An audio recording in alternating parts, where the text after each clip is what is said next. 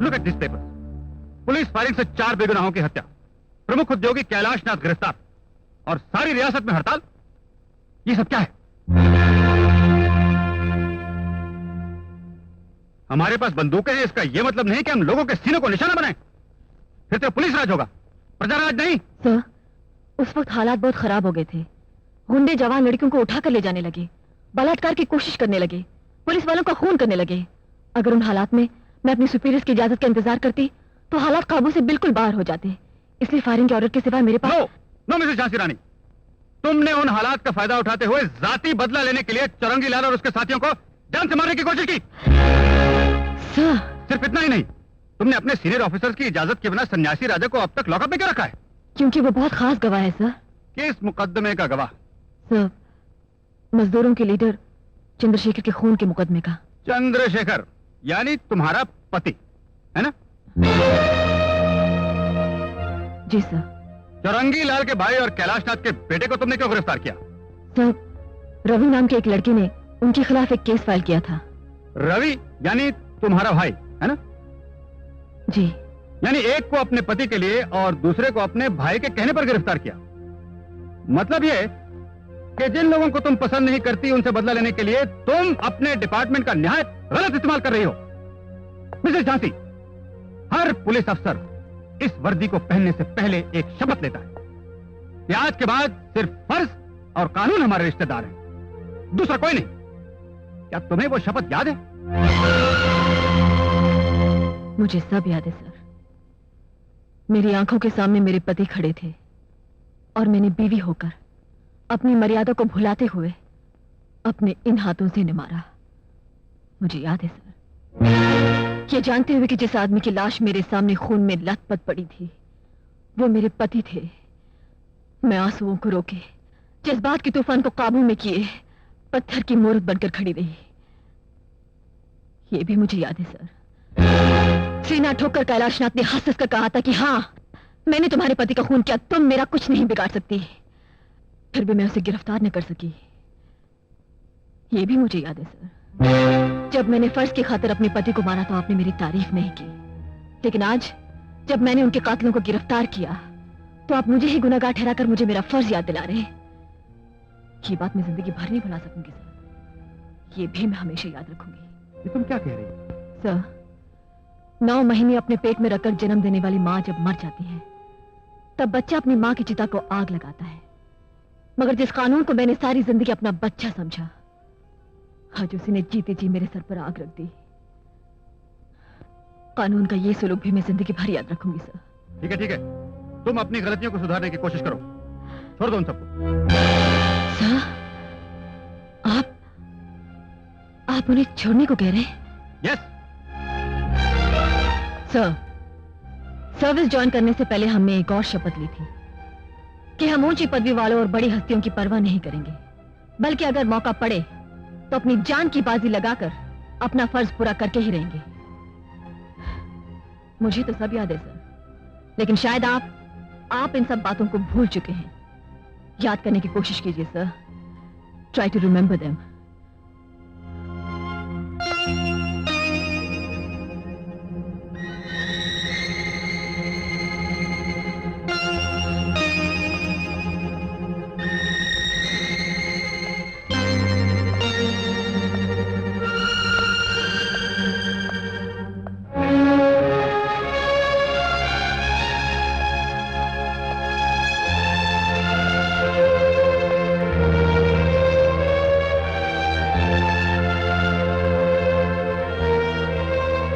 Mister Mohan. Yes madam. उन्हें छोड़ दो।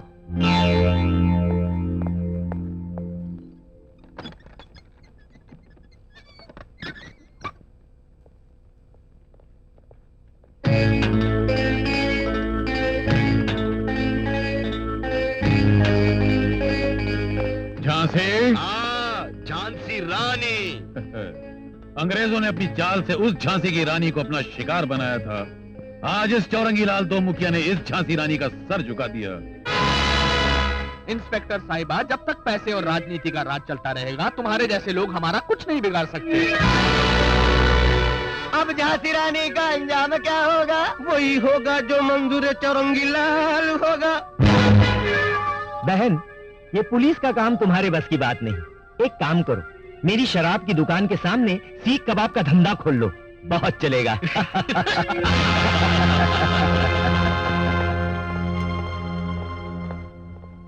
All politics.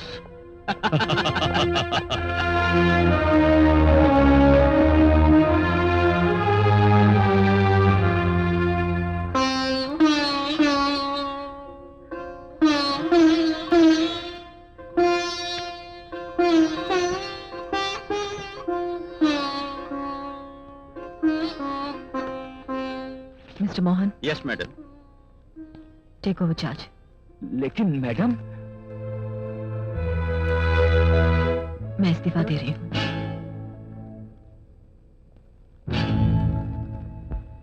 वो आग बिछाई लोगों ने, धर्म की देवी जलने लगी, कौन बुझाएगा इसको, ज्वाला जो दिल में पलने लगी। जो पत्नी भी अधिकारी भी, ये उस नारी की कहानी है जिसका जीवन कुर्बानी है।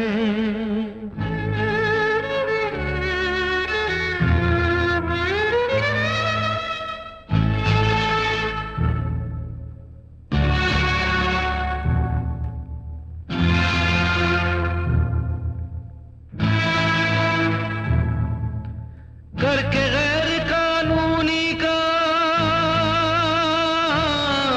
मिट्टी में धर्म को मिला दिया।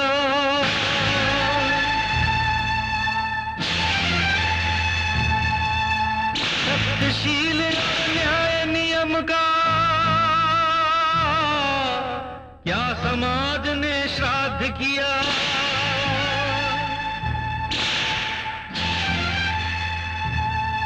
अन्याय यूं ही जो होता रहा, हमें खून के आंसू रुलाएगा।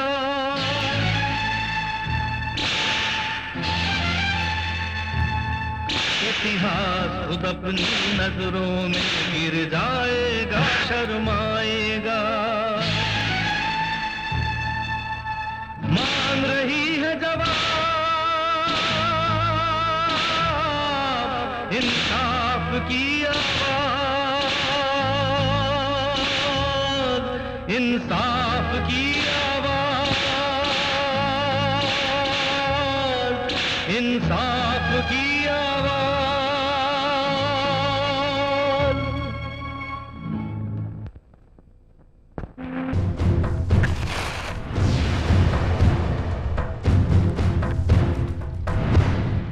धर्मराज। जी बाबूजी। घर की तिजोरी में तुम्हारी माँ का जितना भी सोना पड़ा है उसे हमारी बहन को दे दो।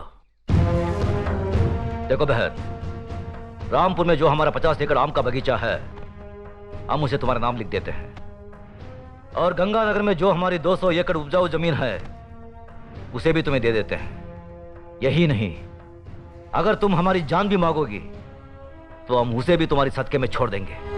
लेकिन जिन्हें सदियों से हमारा खानदान अपना खून पिलाता आया है, उस नीति, नियम और इंसाफ परिस्थिति को अब नहीं छोड़ सकते। मगर भैया, अगर आप चाहें तो।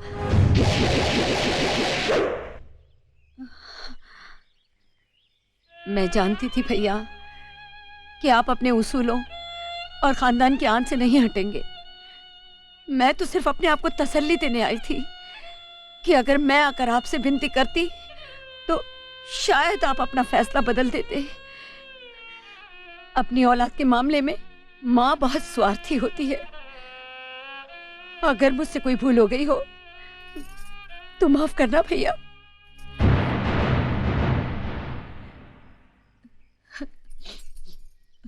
हुआ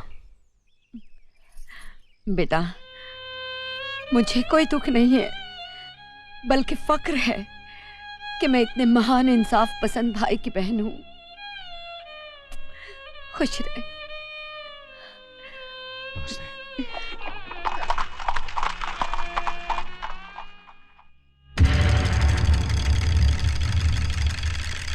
अरे रामू, जल्दी से बगी तैयार कर, ठाकुर साहब पंचायत के लिए निकल रहे हैं।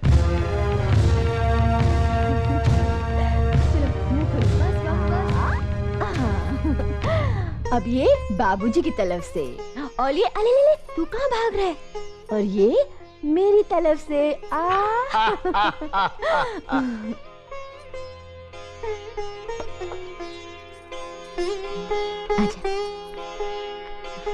बाबूजी। खुश रहो। अर्जुन और नकुल के लिए तुम्हारा प्यार देखकर हमारा दिल बाग बाग हो गया। अपनी भाभी से कोई देवर इतना प्यार कहाँ पाता है? बाबूजी, देवर भी तो भाभी के बच्चे ही होते हैं। वाह बहू वाह, कितनी ऊंची बात कही। सदा सुखी रहो। धर्मराज बेटे, हम बहुत भाग्यवान हैं जो हमें देवी जैसी बहू मिली।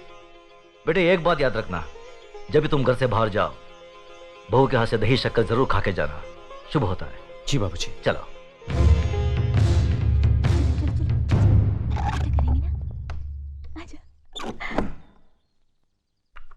टाटा पिताजी। टाटा पिताजी। चले बाबूजी। चलो।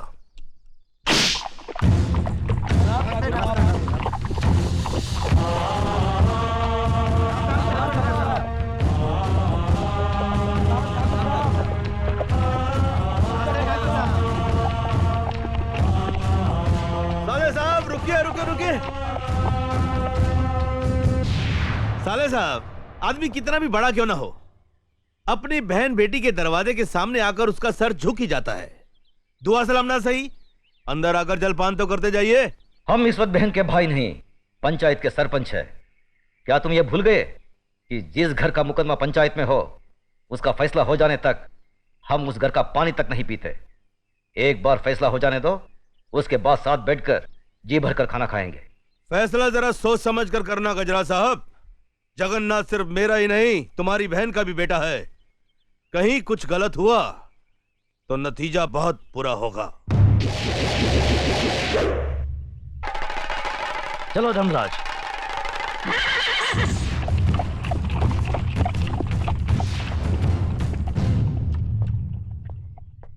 अरे ठाकुर साहब आ गए। हाँ, देखो सब आ गए, सब आ गए।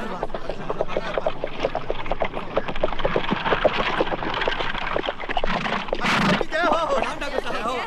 ठाकुर साहब प्रणाम। नमस्कार नमस्कार ठाकुर साहब। पाला भी ठाकुर साहब।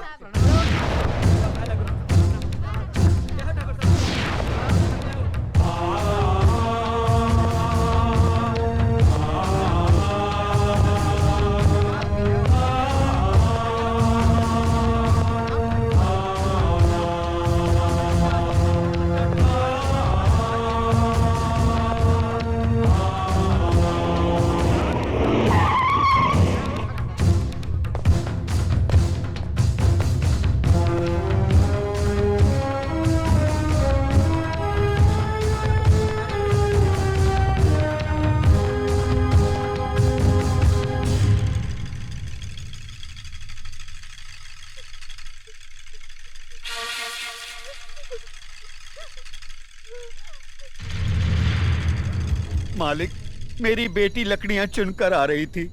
रंजीत सिंह के बेटे जगन्नाथ ठाकुर ने इसकी इज्जत लूट ली। हम गरीब हैं, इज्जत के सिवा हमारे पास कुछ नहीं है। अब कौन इससे शादी करेगा? अब कौन इसका हाथ थामेगा? आप न्यायमूर्ति हैं, आप ही फैसला कीजिए मालिक।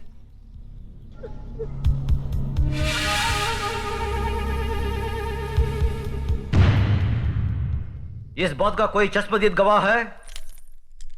मैं हूँ मालिक। तुम्हारा पायल से कोई रिश्ता है? जी हाँ, मैं इसकी काकी हूँ। तो फिर तुम्हारी गवाही नहीं मानी जाएगी। गवाही सिर्फ उसकी मानी जाएगी जिसने अपनी आंखों से देखा है, लेकिन इस लड़की के खानदान से उसका कोई रिश्ता ना हो। है कोई ऐसा साक्षी, ऐसा गवाह?